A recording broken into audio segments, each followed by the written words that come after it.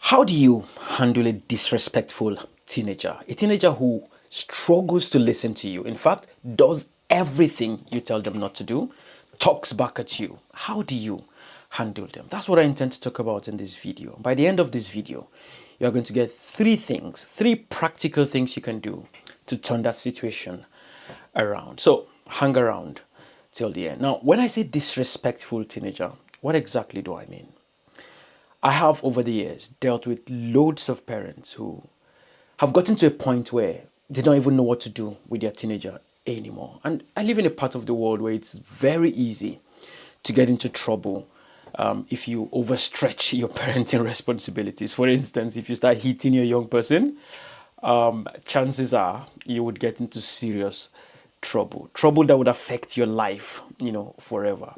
I'm not talking about situations like what I had growing up with my dad, who, could do whatever he wanted with me, and there was no law whatsoever stopping him from doing anything he wants. So we live in a part of the world where there are specific tools that you have to apply to get the kind of results you want. And that's exactly what I intend to give to you in this video. But please, before we proceed, I'd like to encourage you to like, subscribe, and follow us, because every week, this is our promise to you. You would get practical, research-based, easy to apply tools and tips that would not just make your parenting experience fun, but will make it productive and effective in the life of your young person. So please hit that button. Not too much to ask for, just a hit of that button. So picture this: your once cute, lovely baby who does everything you say has suddenly gotten to a point now where they talk back at you.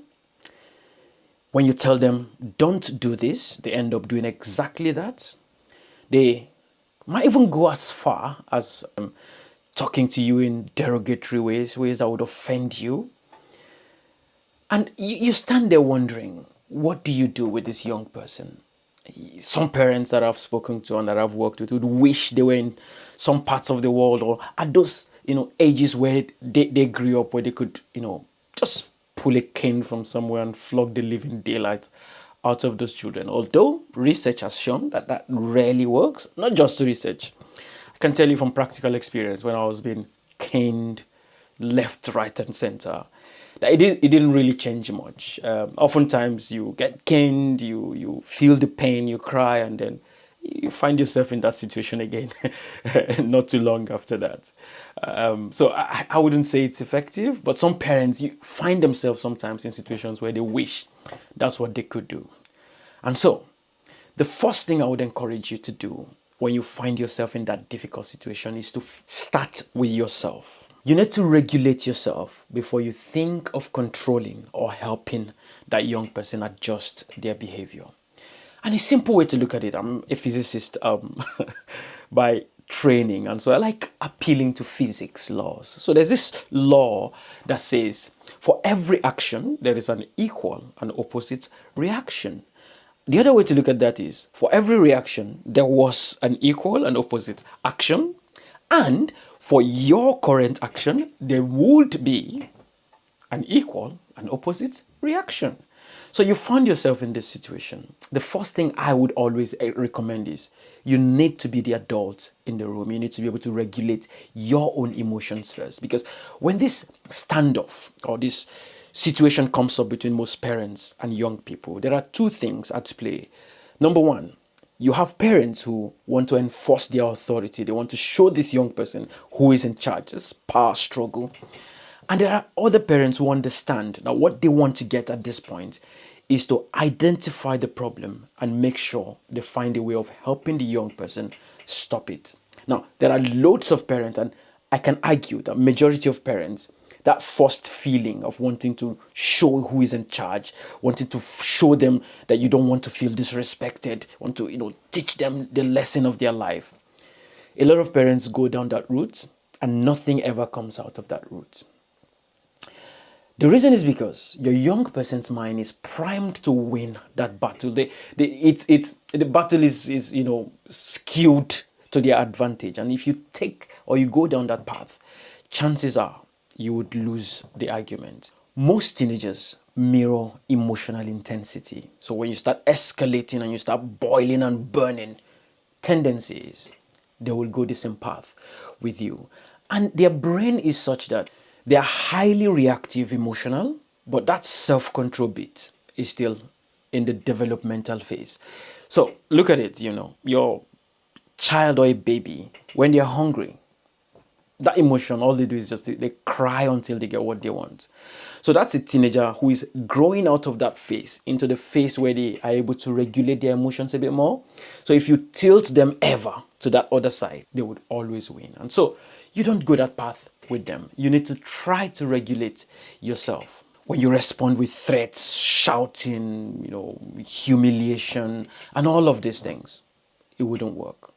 Now, easier said than done, isn't it? How do you then regulate yourself as a parent in the face or in the heat of that situation? And trust me, a lot of these situations can be very annoying. The first thing I would recommend you do is create a physical barrier between yourself and that opportunity to escalate. So, the young person, you've told them not to come home late from wherever they go to, and they decided to come home consistently late. What do you do?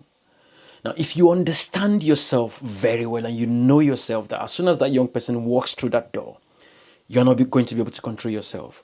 What I would recommend you do is take a walk, just leave the house, go somewhere or get busy doing something such that when they come in, you wouldn't engage with them until you've gotten yourself to that state of mind where you are able to meaningfully have a conversation with them.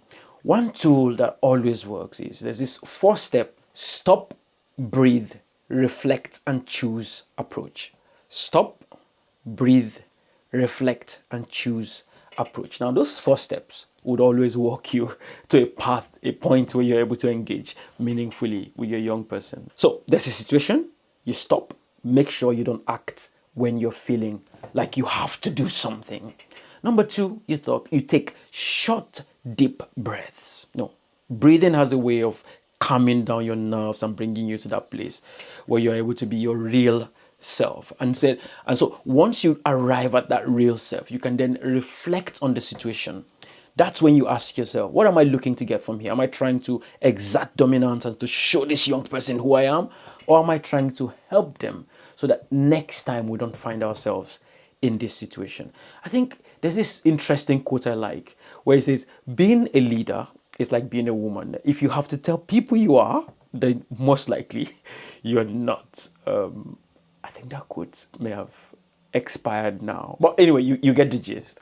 So if you need to enforce that, I am your dad, can't you see that I'm your dad? Then maybe you have done something to put your dadness or momness in doubt. So reflect carefully and decide what you want to get out of the situation, and then plan and choose the best way to get that thing you intend to get. Step number 2, use calm, well-planned consequences instead of emotional punishments. Now, I've been guilty of this a couple of times, where you find yourself in that very heated situation and you're emotionally high, and the next thing you want to do is dish out the punishment there and then. And sometimes you just realize that whatever punishment you've dished out is not commensurate and is not going to give you the result you want. So what you want to do is to carefully plan and decide, now that you've chosen what you want to get, what consequence would ensure that this young person knows that the next time they do this, they are going to get that out of it. And that's another element of consequences. It is important for your consequences to be calm, predictable, related to the situation, short term, and consistently enforced. That last bit is very important, because if you set consequences and then suddenly you get emotional, your emotion drops, and then you decide, okay, maybe that's too much, let's not do it. What you're communicating is, they might be able to get away with some of those things the next time they do it. And so that's not going to help them to know that definitely when they do this, they are going to get that. So, and again, it ties back to the first point I made, where you do not dish out those harsh punishments or something at that heat of the moment when the emotion is high. Because chances are, when you come down from that high emotion, you would feel, well, that might not give me the result I want, or that's not related to the situation, or that might be a bit too harsh. And so, calm, carefully planned consequences and not emotional punishments that are unrelated. Point number 3, you need to separate your teenager from the wrong behavior and then build influence outside conflict moments. I've seen a lot of parents who the only time they engage with their young person is when the young person has done something wrong. And even then, what they do is they tell the young person, they describe the behavior as the young person. So, for instance, your young person does something in a very lazy way. You've told them to do the dishes or something, and they just do it very rough and say they are done. And that's a lazy behavior. There's a tendency or there's a possibility of you going there and say, what a lazy child you are.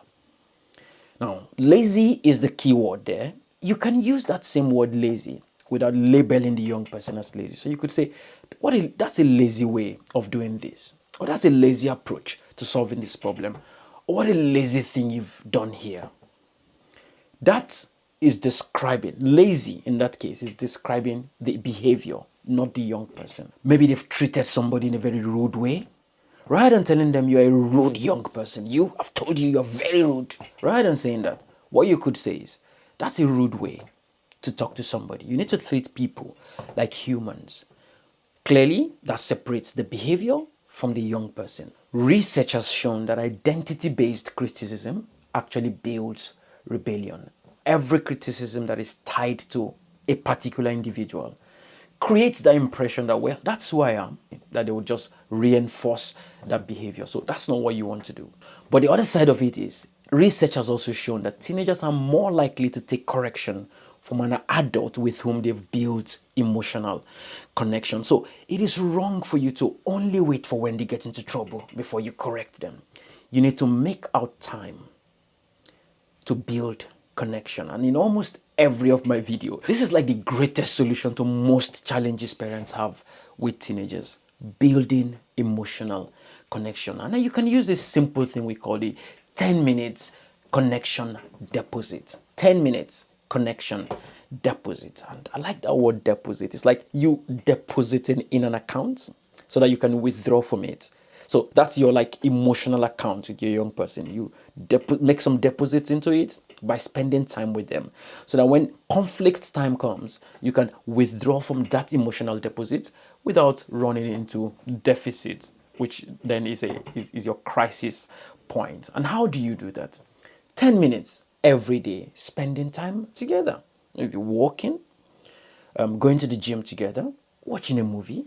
I mean, rather than shouting and screaming at them for using social media, why not spend some time going through their social media with them and letting them talk to you about what they're doing?